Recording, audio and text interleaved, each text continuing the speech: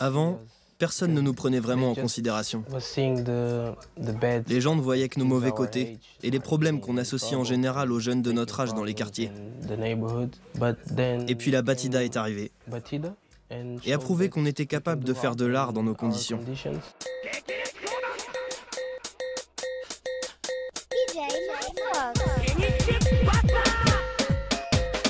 Cette musique vient de banlieue de Lisbonne, quoi, de la grande Lisbonne. C'est comme le rap, quoi.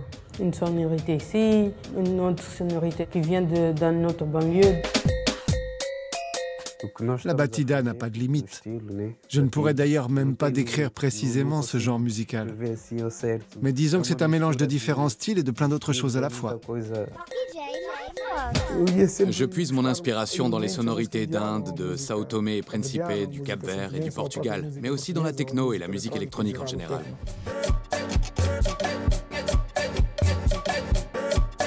Je remarque un changement de la popularité de Batida parce que tout le monde maintenant veut faire ce genre de musique. Et je vois des artistes français, des artistes partout, ils veulent chanter maintenant sur des beats de Batida.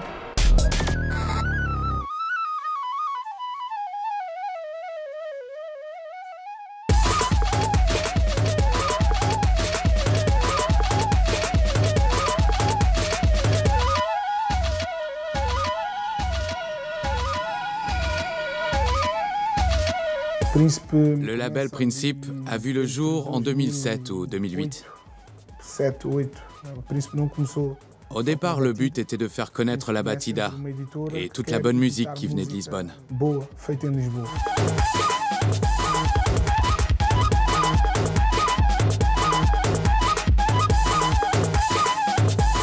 Principe a accompli un travail incroyable pour mettre en lumière tous ces nouveaux talents. Sans ce label, énormément d'artistes ne se seraient jamais fait connaître. Et le monde ignorerait encore ce qui se passe dans certains quartiers de Lisbonne.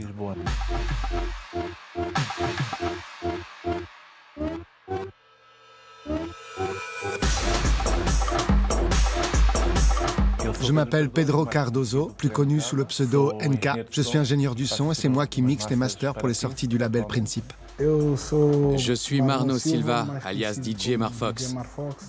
Avec NK, Nervoso, DJ Pausa, Fofouche et Jess, j'ai cofondé le collectif DJs di Ghetto, qui a révolutionné la musique électronique dans les banlieues de Lisbonne.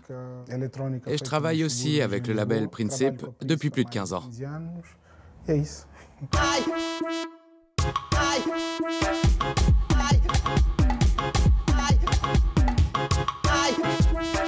J'avais 17 ans, quoi.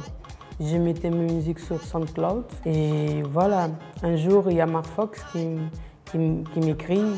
Il me dit « Ah, c'est toi qui fais les beats ?» J'ai dit « Oui, oui ». Et je pense pas qu'il... Je sais pas s'il croyait totalement si c'était moi. Oui, c'est comme ça qu'ils m'ont découvert.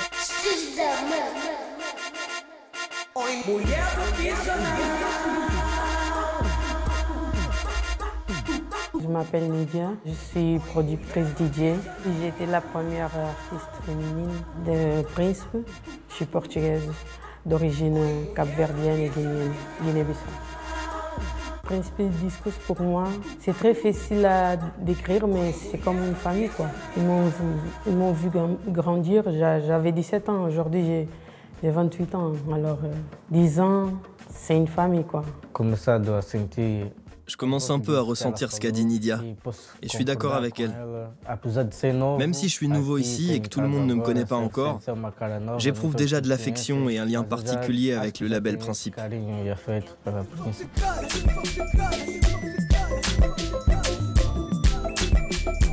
Je m'appelle Elvio Fox, j'ai 19 ans et je viens du quartier Quinta do Moche. Je suis aussi DJ et producteur. Depuis que j'ai commencé à produire et à davantage me plonger dans le monde de la musique, j'ai créé de nombreux liens avec Principe, et en particulier avec Marfox. Je me suis mis à travailler avec lui parce qu'il vient de mon quartier, et aujourd'hui on est aussi devenus amis.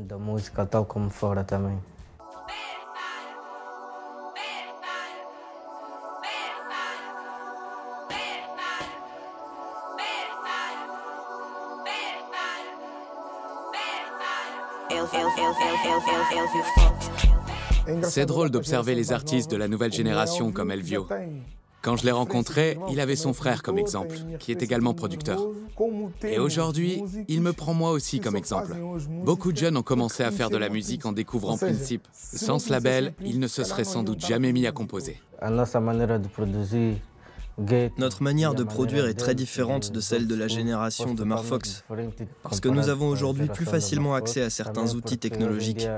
Je pense par exemple à un logiciel comme Machine, qui permet d'avoir un son propre, et de concevoir tout un morceau comme on l'avait imaginé.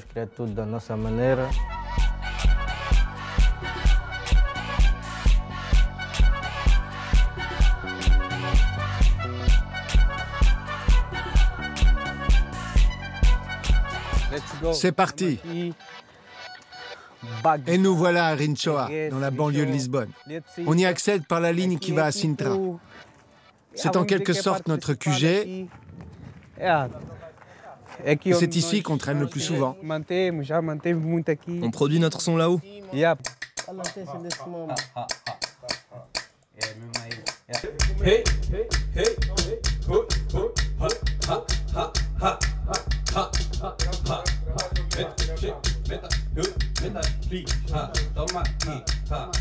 Dança agora, dança agora, dança agora, meta agora, meta agora, ha, ha, ha, ha, essa bati, essa bati, essa bati, essa bati, essa bati.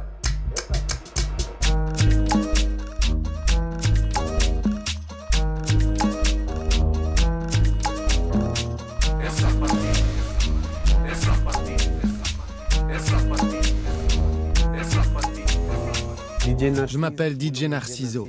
Je suis DJ, producteur, membre du crew RS Producer et je travaille aussi avec Principe. Je suis Daniel Vega, aussi connu sous le nom de DJ Danny Fox. Je fais partie du collectif Tia Maria Producer et du label Principe. Moi, c'est Nuno Beats. J'ai 23 ans et je viens de Rinchoa. Je suis producteur, DJ et membre de RS Producer, mes frérots, et aussi de Principe. En ce moment, on est dans le studio de notre grand frère, DJ Puko.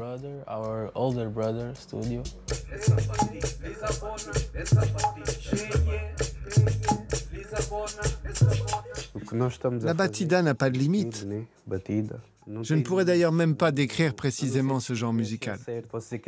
En tout cas, il y a dans ces sonorités quelque chose d'expérimental, de vraiment très différent et d'unique. C'est dur à définir, mais disons que c'est un mélange de différents styles et de plein d'autres choses à la fois. On peut faire de la batida avec tout et n'importe quoi, comme le son de ma voix, du rock, des caisses claires ou encore de la samba. C'est vraiment un genre musical à part.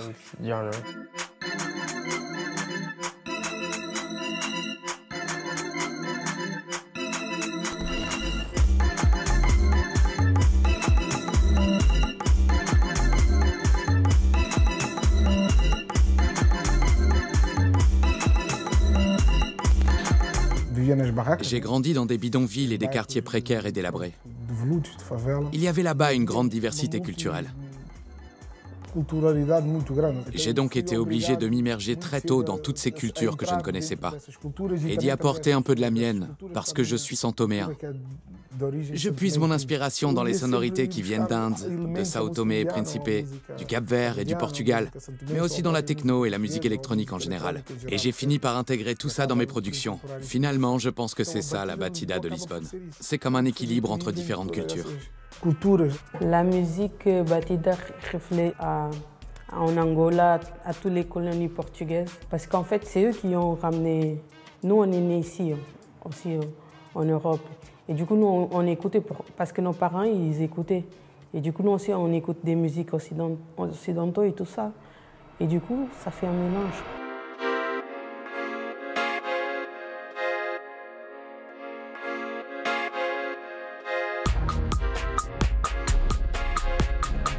Nous, on est à Amsterdam pour Holland Festival. Et on est là pour célébrer les 50 ans des pays africains qui ont fait Cap-Vert, Angola, Guinée-Bissau, tout ça, São Tomé et Príncipe.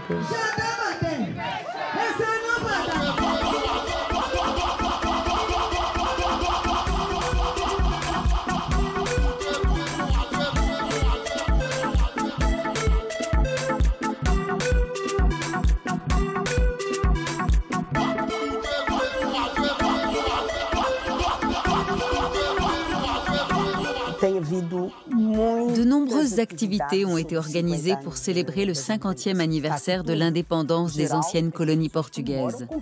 Mais les gens qui font la fête gardent toutefois un regard critique envers nos politiciens et tout ce qu'ils n'ont pas réussi à accomplir au cours de ce demi-siècle. Nous célébrons aussi une prise de conscience, car l'opinion a enfin compris que le colonialisme n'était pas seulement une domination économique, c'était avant tout une domination culturelle. Je m'appelle Innocencia Maté, je suis professeure à la faculté de lettres de l'Université de Lisbonne. Je donne des cours en études postcoloniales, mais aussi en littérature et en civilisation africaine. Avec Filipa Vicente, une collègue de l'Institut des sciences sociales de l'Université de Lisbonne, nous avons estimé qu'il fallait faire quelque chose pour rendre hommage à ces générations d'Africains et d'Afro-descendants qui vivent au Portugal depuis maintenant 50 ans.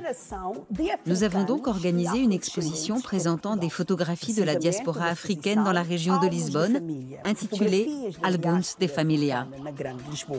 Oui, on a aussi fait partie du projet Álbuns de Família. Il a été exposé au Monument des Découvertes dans le quartier de Belém. Le Monument aux Découvertes et la Tour de Belém sont des lieux chargés d'histoire coloniale et impériale. Il existe d'ailleurs de nombreux sites de ce genre à Lisbonne, parce que cette ville était autrefois une métropole impériale. Nous sommes convaincus que ces lieux de mémoire doivent acquérir une nouvelle signification. Mais que faire d'un édifice comme le Monument aux Découvertes? Le détruire? Le faire imploser? Il est indispensable de donner un nouveau sens à ces lieux. Ce monument dédié aux navigateurs représente la culture de ce pays, ainsi que les voyages entrepris par les Portugais vers l'Inde, le Brésil et aussi l'Afrique. Or, nous sommes les fruits du continent africain. Voilà pourquoi nous avons investi ce lieu. Nous avons voulu montrer qui nous sommes, dans un lieu qui symbolise qui ils sont. À mon sens, ce projet a un impact très fort, car l'exposition est présentée dans un monument qui représente le Portugal. Le changement de paradigme est possible. Nous savons que des caravelles partaient de cet endroit dans le but de coloniser, dominer, déshumaniser et pratiquer la traite des esclaves. Mais nous avons voulu nous emparer de ce lieu, l'investir et faire comprendre qu'il nous appartient.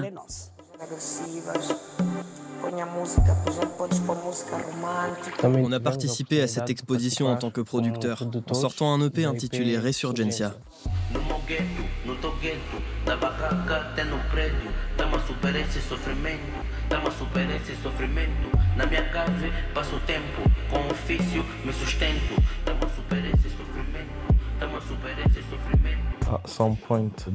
Il y a 10 ans, par exemple, la musique Batida aurait été rejetée. Mais aujourd'hui, pour plein de raisons, elle est acceptée par tout le monde. La Batida a eu un impact considérable sur notre société, parce qu'avant, personne ne nous prenait vraiment en considération. Les gens ne voyaient que nos mauvais côtés et les problèmes qu'on associe en général aux jeunes de notre âge dans les quartiers.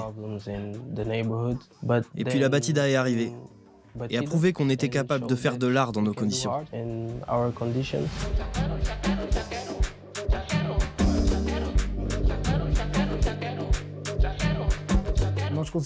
Pendant 13 ans, on a réussi à organiser une soirée par mois dans un club qui s'appelle Music Box, dans le centre-ville. Avec ces événements, on a attiré un tout nouveau public en faisant découvrir la Batida à des personnes qui n'en auraient jamais écouté autrement. Aujourd'hui encore, le label Principe permet de relier des mondes qui ne communiquent normalement jamais entre eux. Pourtant, au départ, ce n'était pas un projet social. Mais nous avons énormément travaillé pour rassembler les gens et donner une chance aux artistes émergents. À ces soirées, tout le monde se mélangeait. Certaines personnes venaient de banlieue et d'autres du centre-ville, mais tous étaient rassemblés pour profiter de la même ambiance. Pas de regard de travers ou de gens mal sapés. Tout le monde était là pour la musique. Nous avons tous grandi dans la banlieue de Lisbonne. Et les soirées Noite du label Principe nous ont poussés à nous rendre au centre-ville.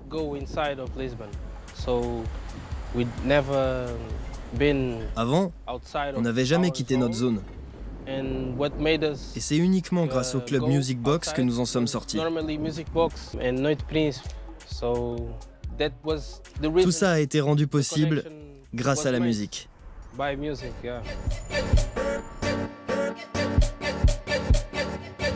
Batida, c'est quelque chose qui réunit beaucoup de monde, c'est-à-dire le peuple caucasien et le peuple africain. C'est une musique sans frontières. Il n'y a pas de... Comment je veux dire? Il n'y a pas un cadre. Ah, tu dois faire ça, tu dois faire ça. Non, tu ne peux pas mettre un sample que tu vas chercher d'une musique asiatique. Non, nous, on n'a pas ça. Nous, on est esprit ouvert. Et du coup, je pense que c'est ça qui fait que les gens aiment bien notre musique.